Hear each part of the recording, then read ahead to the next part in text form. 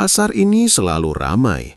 Sampai suatu hari, orang-orang sadar mereka tidak pernah benar-benar tahu apa yang mereka makan. Dagingnya laris, penjualnya cantik, dan pertanyaannya selalu dihindari. Sampai orang-orang pinggiran mulai menghilang satu persatu, dan pasar tak lagi terasa aman.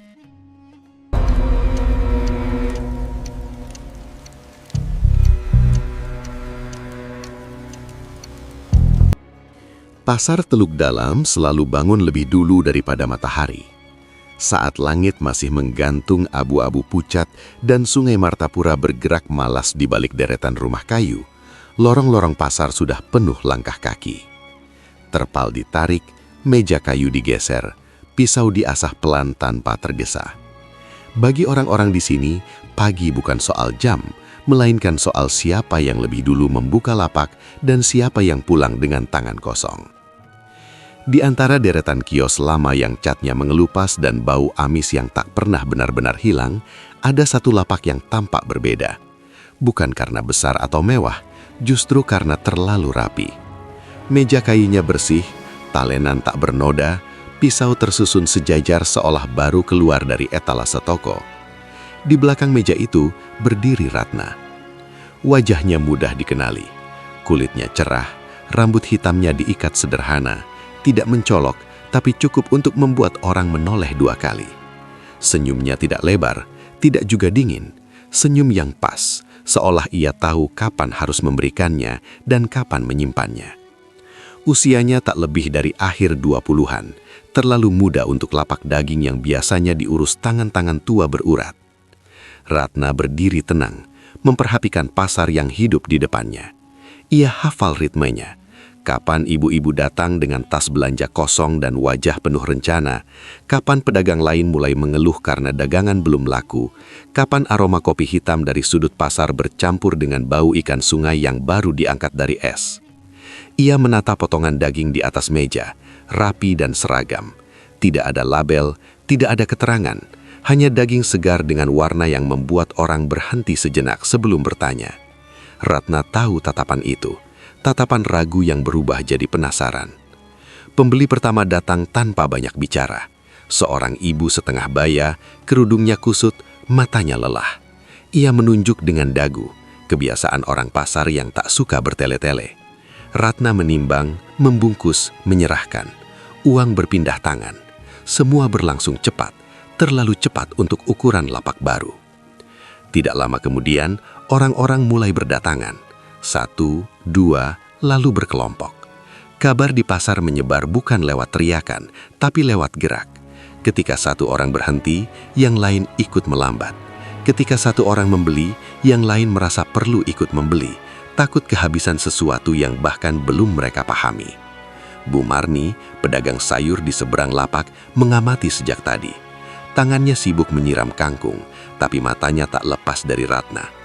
Ia sudah berjualan di pasar ini lebih dari 20 tahun. Ia hafal wajah-wajah baru, dan Ratna bukan sekedar baru. Cepat sekali habisnya, kata Bu Marni akhirnya, suaranya dibuat santai. Ratna menoleh, senyumnya muncul sebentar. Orang suka yang segar. Bu Marni mendengus pelan. Semua di sini jual yang segar. Ratna tidak menjawab. Ia kembali menata daging, gerakannya tenang, seolah tak terganggu oleh nada curiga yang diselipkan halus. Di kepalanya, Ratna mencatat semuanya. Tatapan iri, bisik-bisik yang mulai berani keluar, cara orang mengendus dagangannya lebih lama dari seharusnya. Ia tidak merasa terancam. Pasar adalah tempat orang lupa bertanya terlalu jauh. Selama kebutuhan terpenuhi, moral bisa menunggu. Seorang pria berhenti di depan lapaknya. Badannya kurus, jaket ojek masih menempel, helm diselipkan di siku. Hendra. Ratna mengenalnya, bukan dengan nama, tapi dengan kebiasaan. Cara pria itu selalu mencium aroma daging sebelum membeli, seolah hidungnya lebih percaya daripada mulutnya. Ini tinggal sedikit, kata Hendra menunjuk sisa di meja. Ratna mengangguk. Datang pagi besok. Hendra tertawa kecil. Kalau besok masih ada. Ratna membungkus pesanannya tanpa tergesa. Selalu ada buat yang datang tepat waktu. Kalimat itu terdengar biasa, tapi Hendra terdiam sesaat. Ada sesuatu dalam nada Ratna yang membuatnya memilih diam daripada bertanya. Ketika matahari mulai naik dan cahaya masuk di sela-sela terpal, lapak Ratna nyaris kosong.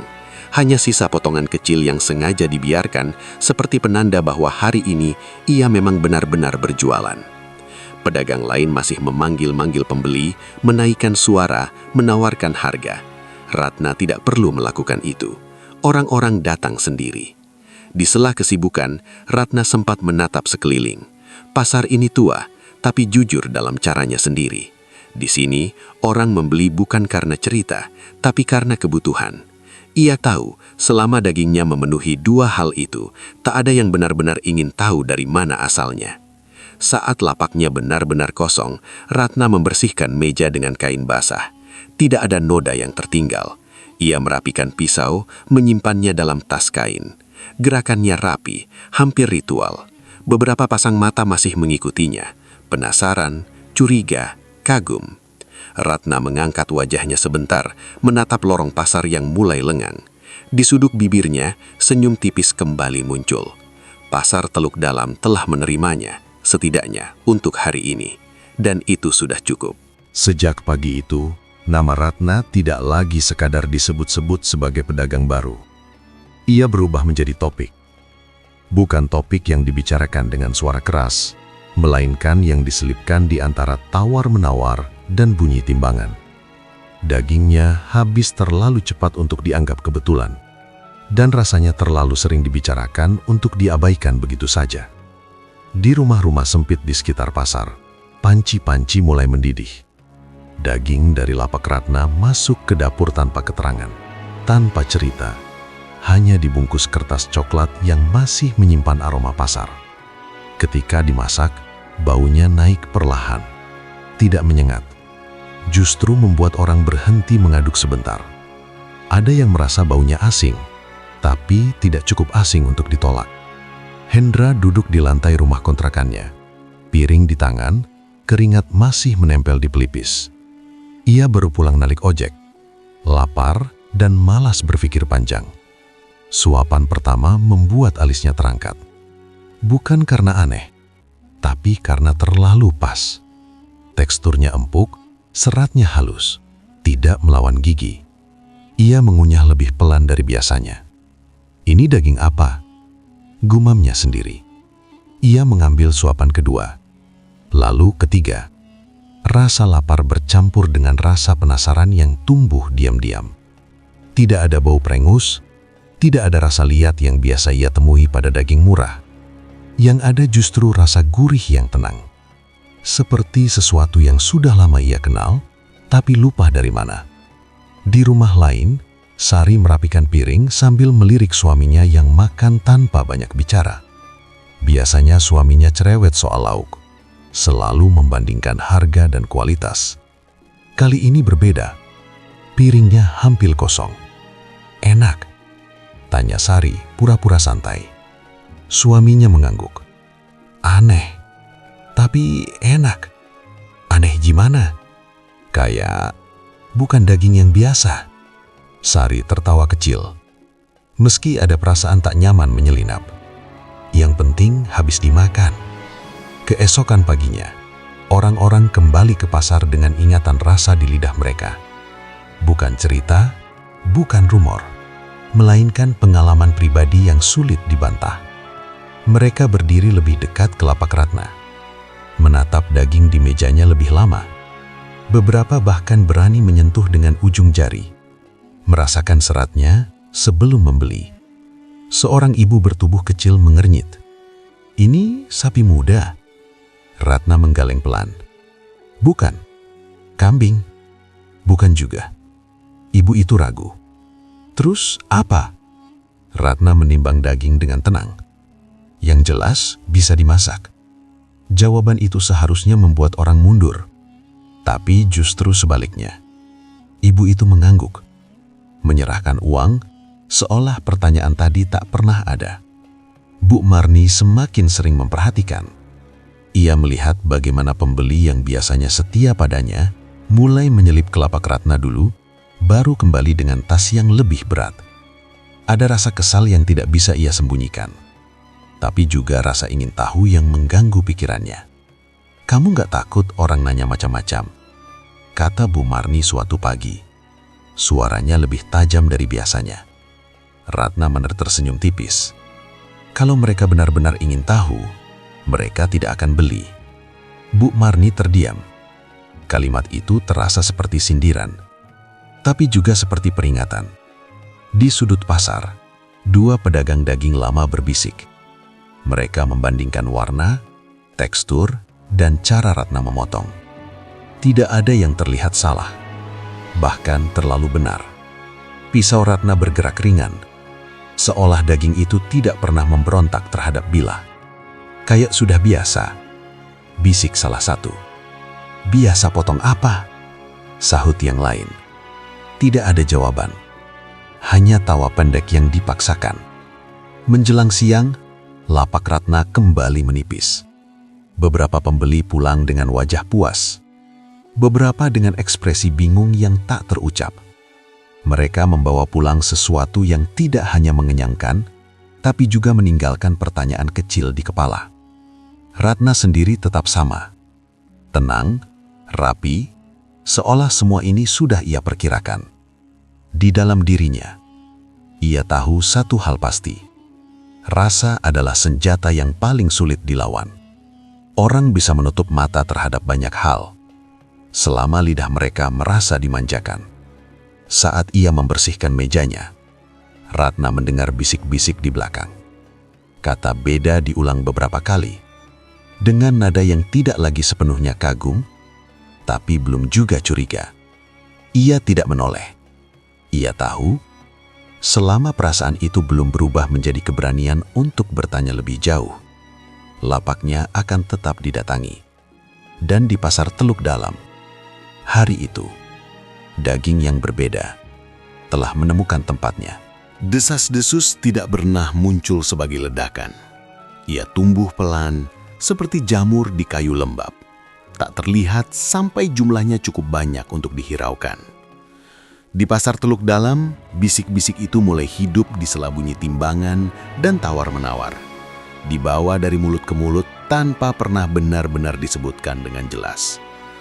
Awalnya hanya kata-kata ringan, katanya enak, lalu berubah jadi bikin nagih. Hingga suatu pagi, kalimat itu terdengar sedikit berbeda nadanya.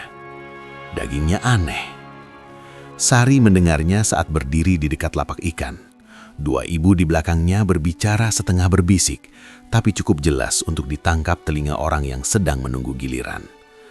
Mereka menyebut nama Ratna tanpa menyebut nama Ratna, seolah takut jika kata itu sendiri bisa mendengar. "Suamiku minta beli lagi," kata salah satu. "Padahal kamu sendiri bilang rasanya beda," jawab yang lain. "Iya, itu dia." Sari menelan ludah. Ingatan tentang makan malam kemarin muncul begitu saja. Panci kosong lebih cepat dari biasanya. Suaminya yang jarang nambah justru minta diambilkan lagi. Saat itu ia senang. Sekarang ia tidak tahu harus menyebut perasaan apa yang muncul. Di lapak Ratna, antrean tetap ada meski tidak sepadat hari sebelumnya. Beberapa orang datang dengan mata yang lebih awas, lebih lama mengamati sebelum membeli. Ratna menyadari perubahan itu. Ia melihat bagaimana orang-orang mulai saling pandang sebelum menyerahkan uang, seolah meminta persetujuan diam-diam. Seorang pembeli muda akhirnya bertanya dengan suara diturunkan, "Mbak, ini beneran daging apa?" Ratna tidak langsung menjawab. Ia menatap daging di depannya, lalu mengangkat wajah. "Kenapa?" "Soalnya rasanya beda." Ratna setersenyum kecil. "Semua daging beda kalau dimasak orang yang beda." Pembeli itu tertawa kaku. Uangnya tetap berpindah tangan. Bu Marni menjadi semakin gelisah, bukan hanya karena dagangannya kalah laku, tapi karena arah pembicaraan pasar mulai berubah. Orang-orang tidak lagi hanya membandingkan harga, tapi mulai bertanya tentang asal-usul. Dan di pasar, pertanyaan tentang asal-usul jarang berakhir baik. "Kamu dengar sendiri kan?" kata Bu Marni pada pedagang di sebelahnya. "Dengar apa?" "Itu," katanya, rasanya terlalu manusiawi. Kata itu keluar begitu saja, lalu keduanya terdiam. Tidak ada yang berani menertawakannya. Terlalu aneh untuk jadi lelucon, terlalu gelap untuk diucapkan keras-keras. Di warung kopi kecil dekat pintu pasar, Hendra duduk bersama dua rekannya. Cangkir kopi sudah dingin, obrolan mereka tidak bergerak kemana-mana, selalu kembali ke topik yang sama. Istriku bilang jangan beli lagi, kata salah satu. Terus, ya tetap beli. Hendra tidak ikut tertawa. Ia mengingat sensasi di lidahnya, rasa yang sulit ia jelaskan tanpa terdengar bodoh. Ada kepuasan yang membuatnya malu untuk mengakuinya. Ia sadar desas-desus itu bukan soal takut, tapi soal batas. Dan batas itu mulai kabur. Sementara itu, Ratna menutup lapaknya lebih cepat dari biasanya. Bukan karena kehabisan dagangan, tapi karena ia merasa cukup. Ia mendengar bisik-bisik itu, tentu saja. Pak Sar tidak pernah pandai menyimpan rahasia. Namun Ratna juga tahu, selama desas-desus itu masih berupa dugaan bukan tuduhan, semuanya akan tetap berjalan. Saat ia melangkah pergi, dua orang pedagang memperhatikannya dari kejauhan. Kalau cuma isu, orang bakal lupa, kata salah satu. Kalau ternyata benar? Kalau benar, pasar ini yang salah. Ratna mendengar potongan kalimat itu, meski tidak menoleh. Bibirnya melengkung tipis. Ia tahu desas-desus adalah tahap yang tidak terhindarkan.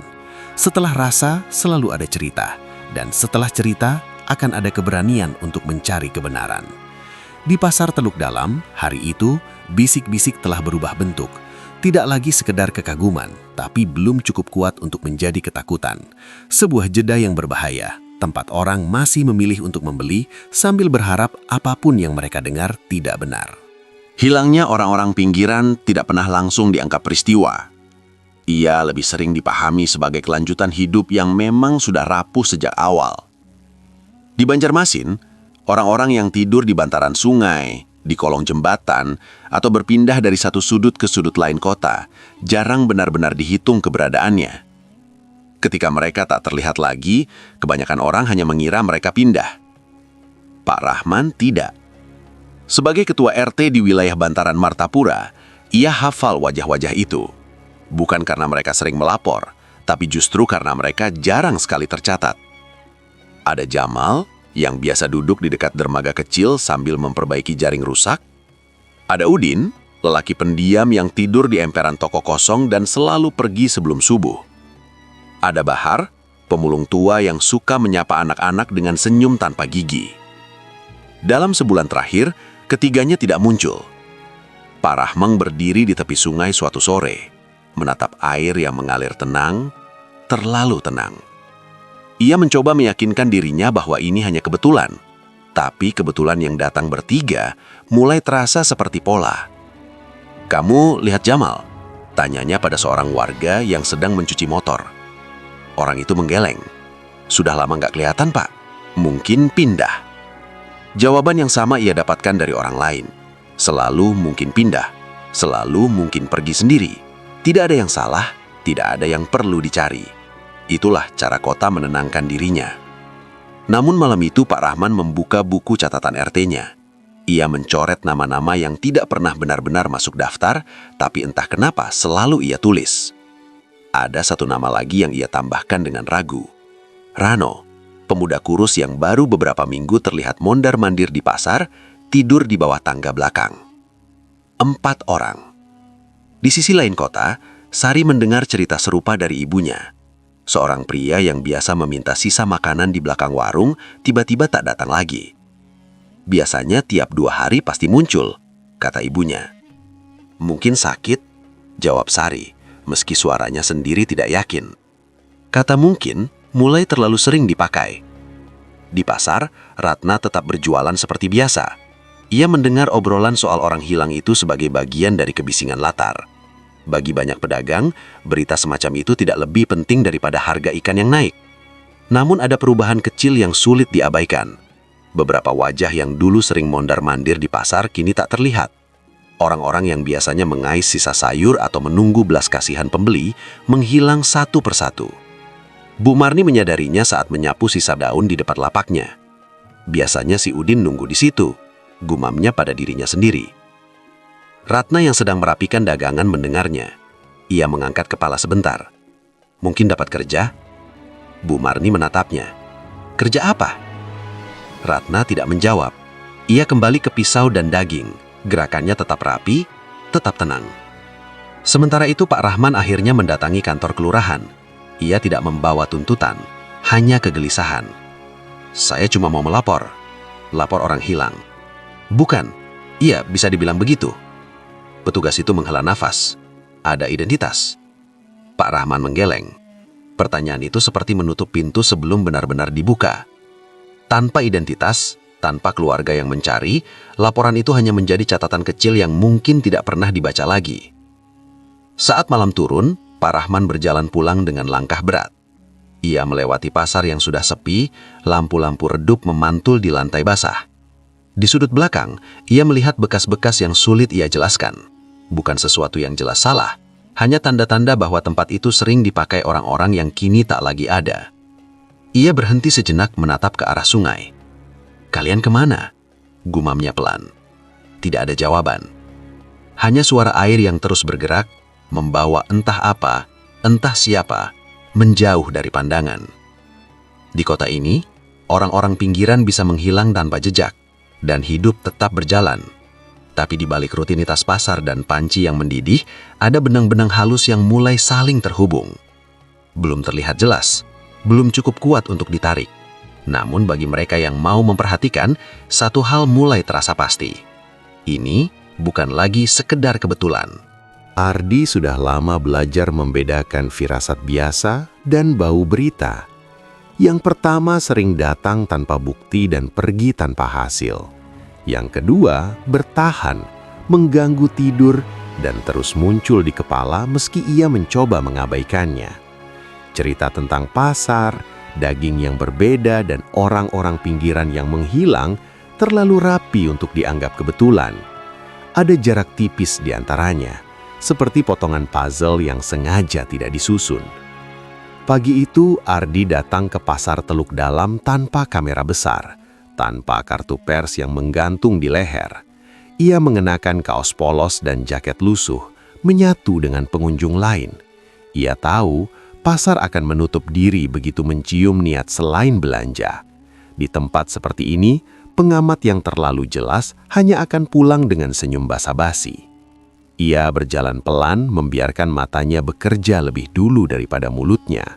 Ia mencatat lapak mana yang ramai tanpa teriakan, mana yang bersih tanpa bekas. Tidak butuh waktu lama sampai ia melihatnya. Lapak Ratna berdiri seperti pulau kecil di tengah keruwetan. Terlalu tenang untuk pasar pagi. Ardi berdiri agak jauh, berpura-pura memilih sayur. Ia memperhatikan cara Ratna melayani pembeli. Tidak ada gerakan berlebihan, tidak ada upaya meyakinkan. Ia hanya memotong, menimbang, membungkus. Orang-orang datang dengan sendirinya. Itu jarang. Ketika antrean menipis, Ardi menekat. "Masih ada?" tanyanya. Suaranya dibuat biasa. Ratna mengangguk. "Sedikit." "Ini daging apa?" Ratna menatapnya sebentar, lebih lama daripada pembeli lain. "Kenapa?" Ardi tersenyum kecil. "Buat masakan rumah, anak saya pilih-pilih." Ratna mengambil potongan daging tanpa menjawab pertanyaan itu. Ia menimbang, membungkus, lalu menyebut harga. Ardi membayar, tapi tidak langsung pergi. "Dari mana pasokannya?" tanya Ardi, seolah pertanyaan itu muncul spontan. Ratna berhenti sejenak. Pisau di tangannya tidak bergerak. Kenapa semua orang ingin tahu asal-usul tapi tidak pernah bertanya kemana sisanya pergi? Kalimat itu membuat Ardi terdiam. Ia mencatatnya di kepala. Cara wartawan mencatat hal-hal yang mungkin tidak akan pernah masuk tulisan, tapi menentukan arah. Ia mundur beberapa langkah, memperhatikan dari jauh.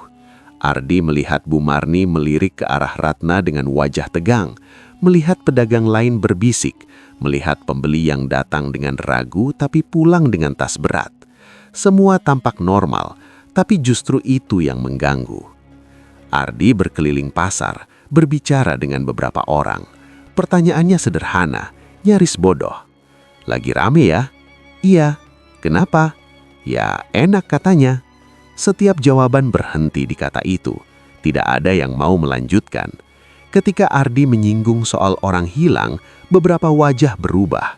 Ada yang menghindar, Ada yang tertawa kaku, tidak ada yang menolak mentah-mentah, tapi tidak ada yang mau mengaitkan. Menjelang siang, Ardi kembali ke lapak Ratna. Dagangannya hampir habis. Ratna membersihkan meja dengan kain basah. Gerakannya sama tenangnya seperti pagi tadi. "Kamu bukan orang sini," kata Ratna tiba-tiba tanpa menoleh. "Kelihatan ya?" Orang sini tidak menatap terlalu lama. Ardi tertawa kecil. "Saya wartawan." Ratna berhenti mengelap. Ia menoleh pelan, menatap Ardi tanpa terkejut. Biasanya wartawan datang ramai-ramai. "Kalau begitu cerita tidak keluar," jawab Ardi. Ada jeda di antara mereka, bukan jeda kanggung, melainkan jeda saling mengukur. Ratna kembali melipat kainnya. "Pasar ini tidak suka cerita," katanya. "Justru itu, yang tidak suka cerita biasanya menyimpan banyak hal." Ratna tersenyum tipis. "Hati-hati mencari, Mas. Tidak semua yang hilang ingin ditemukan." Ardi melangkah pergi dengan bungkusan daging di tangan dan beban di kepala. Ia tahu hari ini ia belum mendapatkan apa-apa yang bisa ditulis. Tapi ia juga tahu ia baru saja menemukan pusat dari sesuatu yang jauh lebih besar. Di pasar Teluk Dalam, pagi berakhir seperti biasa. Tapi bagi Ardi, hari itu menjadi awal dari penyelidikan yang tidak akan memberinya jawaban mudah dan mungkin tidak memberinya jalan pulang yang sama. Malam di sekitar pasar Teluk Dalam tidak pernah benar-benar sepi. Ia hanya berganti bentuk. Suara tawar-menawar digantikan langkah kaki tergesa. Teriakan pedagang digantikan dengung serangga dan desah sungai yang memantulkan cahaya lampu. Ardi berdiri di seberang jalan. Jaketnya ditarik sedikit ke atas, menunggu dengan kesabaran yang ia latih selama bertahun-tahun meliput hal-hal yang tidak ingin dilihat orang. Ia melihat Ratna keluar dari gang sempit di belakang pasar. Tidak ada keranjang, tidak ada tas belanja, hanya sebuah ransel gelap yang tampak ringan, seolah isinya bukan barang, melainkan kebiasaan. Ratna berjalan tanpa tergesa, menyusuri tepi sungai, lalu berbelok ke arah bangunan lama yang nyaris menyatu dengan bayangan malam. Ardi mengikuti dari jarak aman. Ia tahu kapan harus mendekat dan kapan harus berhenti. Setiap langkah Ratna terasa pasti, seolah ia mengenal setiap retakan jalan. Bangunan itu berdiri sedikit menjauh dari keramaian, bekas gudang es yang sudah lama ditinggalkan. Catnya mengelupas, pintunya besi tua, engselnya berkarat, tidak ada papan nama, tidak ada tanda kehidupan. Ratna membuka pintu dengan kunci yang sudah siap di tangannya. Tidak ada bunyi berlebihan, hanya gesekan pelan. Pintu menutup kembali dan bangunan itu kembali menjadi gelap. Ardi berhenti. Ia menatap sekeliling, memastikan tak ada mata lain yang memperhatikannya. Lalu ia mendekat, cukup dekat untuk mendengar apapun yang mungkin keluar dari dalam. Yang terdengar hanya suara sungai dan angin malam, terlalu sunyi untuk tempat yang masih dipakai. Ia mengitari bangunan itu, menemukan jendela kecil yang tertutup papan. Di celahnya ada cahaya tipis. Ardi menahan napas, menempelkan mata. Yang ia lihat bukan sesuatu yang langsung bisa ia pahami, hanya ruang bersih yang terlalu rapi untuk bangunan setua itu. Meja baja, lantai yang baru disiram, dan alat-alat yang tersusun seperti di tempat kerja sungguhan. Ratna berdiri di tengah ruangan, membuka ranselnya. Gerakannya tetap tenang, nyaris ritual. Ia menggantung jaketnya, menggulung lengan baju lalu mencuci tangan dengan air yang mengalir dari pipa sederhana. Tidak ada wajah panik, tidak ada gerakan terburu-buru, hanya rutinitas.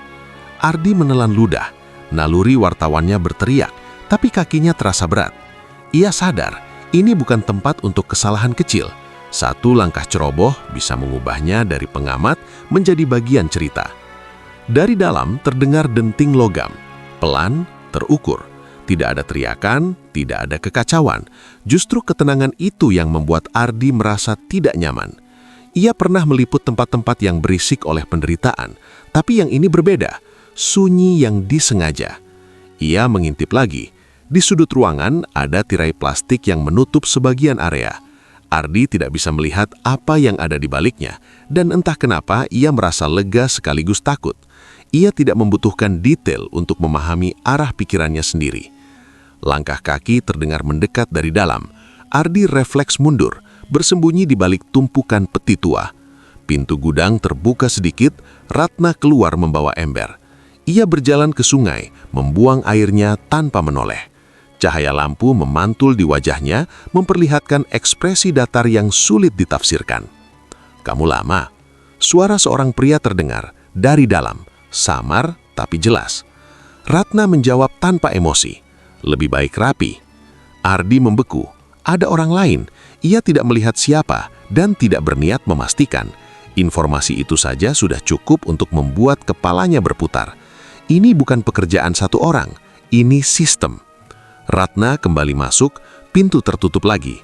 Denting logam terdengar sekali lagi, lalu berhenti. Sunyi kembali mengambil alih. Ardi mundur perlahan, menjauh dari bangunan itu. Napasnya tertahan hingga ia merasa aman. Di kejauhan, lampu pasar terlihat seperti titik-titik kecil yang tak berbahaya. Ia menatap tangannya sendiri, menyadari sedikit gemetar. Di kepalanya, potongan-potongan mulai tersusun. Pasar yang rapi, daging yang berbeda, orang-orang yang hilang, bangunan tua yang hidup di malam hari. Ia belum punya bukti yang bisa ditunjukkan pada siapapun, tapi ia tahu, ia baru saja melangkah melewati garis yang tidak terlihat. Saat Ardi berjalan pulang, satu pikiran menempel dan tidak mau lepas. Selama ini, ia mengira pasar hanya menjual apa yang dibutuhkan orang untuk bertahan hidup. Malam ini, ia mulai curiga bahwa di balik meja-meja kayu dan timbangan tua, ada tempat sunyi yang bekerja keras agar semuanya tampak normal keesokan paginya. Kabar itu tidak datang sebagai pengumuman resmi. Tidak ada garis polisi, tidak ada mobil patroli yang berhenti mencolok di depan pasar. Polisi turun tangan justru dengan cara yang paling tidak menarik perhatian. Datang sendiri-sendiri, berpakaian biasa, menyatu dengan keramaian yang sudah terbiasa melihat wajah asing, lalu melupakannya. Inspektur Dimas tiba pagi itu lebih awal dari biasanya. Ia mengenakan kemeja kusam, celana gelap, dan topi yang ditarik rendah. Dari luar, ia terlihat seperti pegawai biasa yang hendak belanja sebelum kerja. Tidak ada yang tahu bahwa di saku jaketnya terselip catatan pendek berisi laporan orang hilang yang terlalu sering diakhiri kata "tidak diketahui". Ia berdiri di ujung lorong pasar, membiarkan matanya bekerja. Dimas bukan polisi yang gemar bertanya duluan. Ia lebih percaya pada pola. Lapak mana yang ramai tanpa suara, siapa yang ditunggu tanpa dipanggil. Dan pola itu segera mengarah pada satu titik yang sama seperti laporan Ardi. Lapak Ratna. Dimas tidak langsung mendekat. Ia berputar, membeli kopi, berbincang singkat dengan pedagang ikan. Semua percakapan berhenti di satu kesimpulan samar yang sama. Enak, beda, cepat habis. Kata-kata yang tidak melanggar hukum, tapi cukup untuk membuatnya mengerutkan dahi. Ketika ia akhirnya berdiri di depan lapak Ratna, antrean sudah menipis. Ratna menimbang daging untuk seorang ibu, gerakannya tetap rapi, tetap tenang. Ia tidak tampak seperti seseorang yang sedang diawasi, meski mungkin ia sudah tahu. "Masih ada?" tanya Dimas. Ratna mengangguk.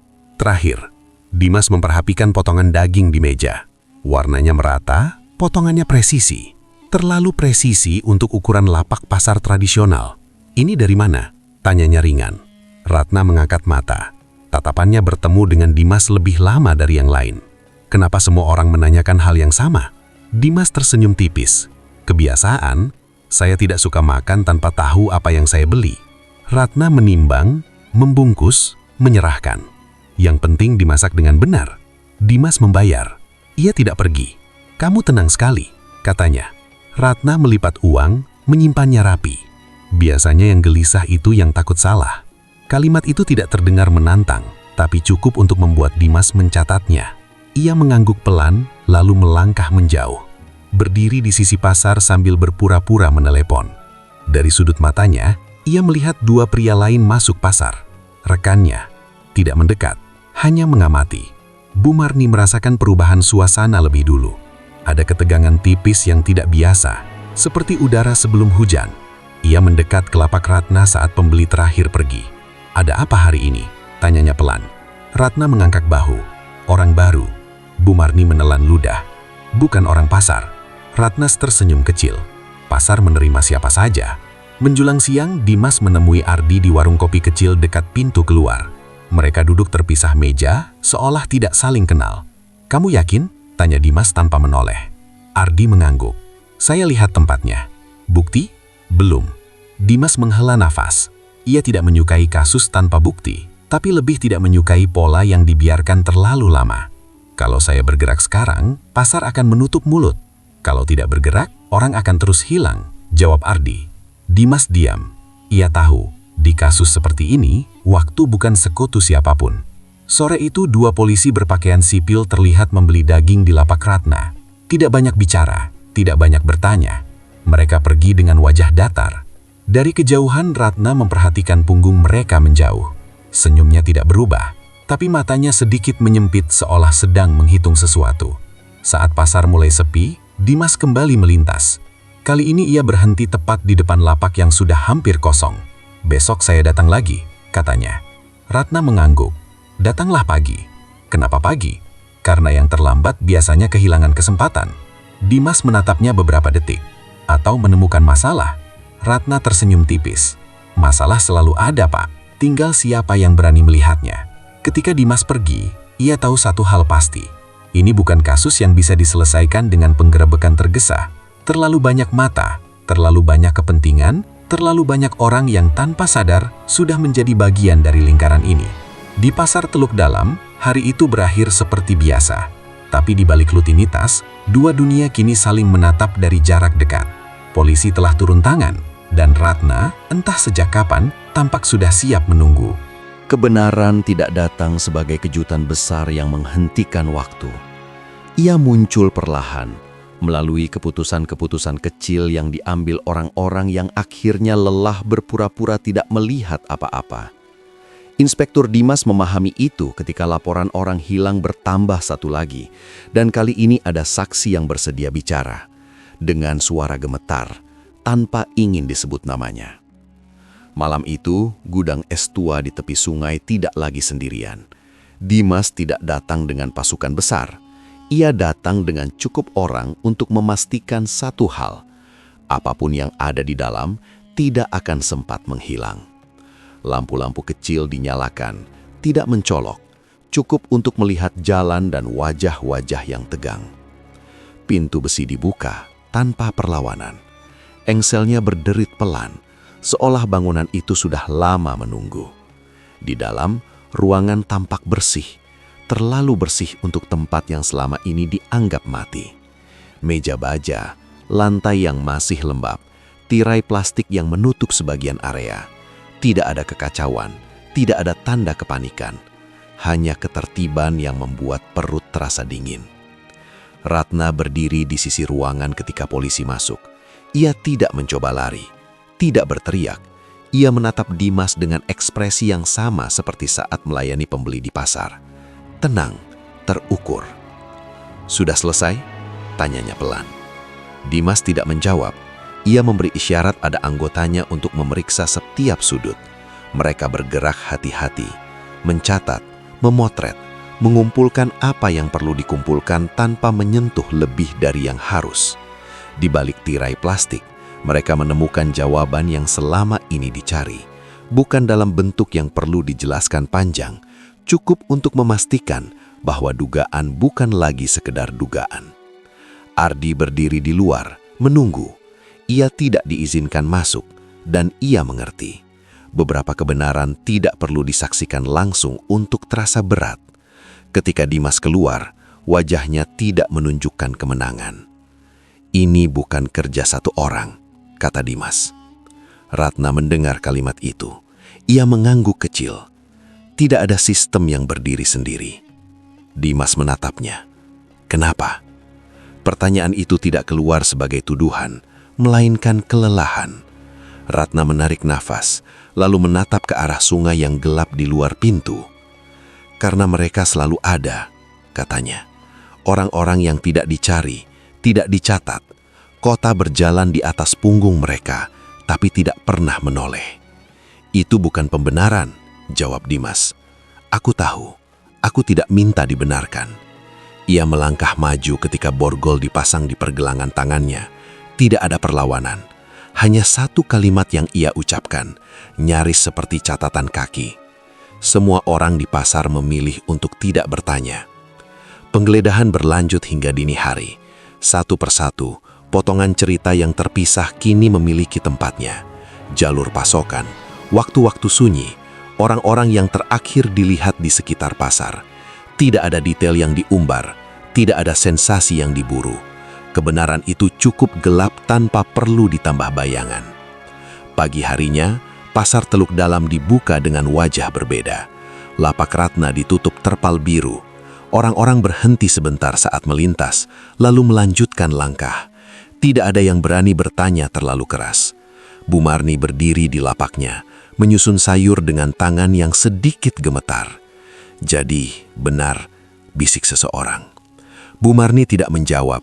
Ia hanya menatap terpal itu lebih lama dari biasanya, lalu kembali bekerja.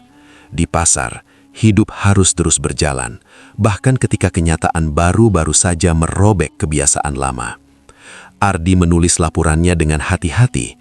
Ia memilih kata-kata yang tidak memanjakan rasa ingin tahu yang salah arah. Ia tahu tulisannya akan dibaca banyak orang, dan setiap kata punya konsekuensi. Ia menutup laptopnya dengan perasaan yang tidak ia kenali sebagai lega. Dimas berdiri di tepi pasar, mengamati arus orang. Ia tahu kasus ini tidak akan selesai hanya dengan satu penangkapan. Ada pertanyaan yang lebih besar tentang siapa yang dilindungi oleh Diam dan siapa yang dikorbankan olehnya. Tapi setidaknya satu kebenaran telah terungkap dan ia tidak lagi sendirian. Di tepi sungai, air terus mengalir seperti biasa. Kota tidak berhenti. Namun sejak hari itu, pasar Teluk Dalam menyimpan satu cerita yang tak lagi bisa dibisikkan sembarangan. Karena kebenaran, sekali muncul ke permukaan, akan selalu meninggalkan bekas, bahkan ketika orang-orang berusaha kembali melupakannya. Pasar Teluk Dalam kembali ramai dalam hitungan hari. Seolah kota memiliki kemampuan aneh untuk menutup luka dengan rutinitas. Terpal biru di bekas lapak Ratna sudah tidak ada. Meja kayu diganti yang baru, lebih kusam, lebih biasa. Seorang pedagang lain menempatinya, menjual daging dengan label jelas dan suara lantang. Dari jauh, semuanya tampak normal. Namun yang berubah bukanlah pemandangan, melainkan cara orang memandang. Pembeli masih datang pagi-pagi, masih menawar, masih mengeluh harga naik. Tapi kini mereka lebih sering berhenti sebelum membeli. Menatap lebih lama, bertanya hal-hal yang dulu dianggap tidak perlu. Dari mana? Disembelih di mana? Kenapa warnanya begini? Pedagang menjawab dengan senyum yang sedikit dipaksakan, seolah pertanyaan itu menyinggung sesuatu yang belum sepenuhnya sembuh. Bu Marni merasakan perbedaan itu setiap hari. Lapaknya kembali ramai, tapi percakapan tidak lagi ringan. "Ini aman kan?" tanya seorang ibu sambil menunjuk sayur. "Sayur doang, Bu," jawab Bu Marni, lalu tertawa kecil. Tawa yang tidak sepenuhnya sampai ke mata. Di sudut pasar, Hendra berdiri agak lama sebelum membeli daging. Ia mengendus, memperhatikan serat, mengingat-ingat rasa yang pernah ia puji tanpa bertanya. "Bang, mau berapa?" tanya pedagang. Hendra menggeleng. "Setengah kilo aja." Di rumah, panci tetap mendidih, tapi makan malam sering diiringi diam. Orang-orang mulai menyadari betapa mudahnya mereka menerima sesuatu selama perut kenyang. Kesadaran itu tidak datang dengan teriakan, melainkan rasa tidak nyaman yang menetap. Inspektur Dimas sesekali melintas di pasar, kali ini dengan seragam. Ia tidak lagi menyamar. Wajahnya dikenali tapi tidak disapa. Bukan karena tidak dihormati, melainkan karena orang-orang tidak tahu harus berkata apa. Ia mengamati pasar dengan mata yang sama, mencari pola yang kini lebih hati-hati bersembunyi. Ardi datang sekali, berdiri di lorong yang sama tempat ia pertama kali mengamati lapak Ratna. Ia tidak menulis apa-apa hari itu, hanya mencatat dalam kepala bagaimana sebuah tempat bisa tetap hidup sambil menyimpan ingatan yang tidak ingin diulang. Ia tahu ceritanya sudah selesai ditulis, tapi dampaknya belum tentu. Orang-orang pinggiran mulai terlihat lagi, Tidak semuanya, tidak seperti dulu, tapi cukup untuk mengingatkan bahwa kehilangan pernah terjadi. Pak Rahman menyapa mereka satu persatu, mencatat nama, memastikan wajah-wajah itu diingat. Kali ini saya catat, katanya pelan, lebih pada dirinya sendiri. Sore hari, matahari turun di balik atap seng dan terpal. Pasar perlahan lengang. Lampu-lampu menyala satu persatu, memantul di lantai yang basah oleh sisa air. Di lorong bekas lapak Ratna tidak ada yang istimewa. Justru itu yang membuatnya terasa berbeda. Bu Marni menutup lapaknya, menyapu sisa daun, lalu berhenti sejenak. Ia menatap ke arah sungai. "Kita makan apa sebenarnya selama ini?" gumamnya. Tidak ada yang menjawab. Sungai Martapura mengalir seperti biasa, membawa cahaya lampu dan bayangan pasar ke hilir. Kota terus bergerak, pasar terus berjualan. Tapi sejak hari itu, ada satu hal yang tidak bisa kembali seperti semula. Pasar Teluk Dalam tetap ramai. Namun di balik keramaian itu, ada kesunyian baru yang ikut menetap. Kesunyian tentang pertanyaan yang akhirnya diajukan. Dan jawaban yang tidak pernah benar-benar ingin didengar orang. Sampai semuanya terlambat.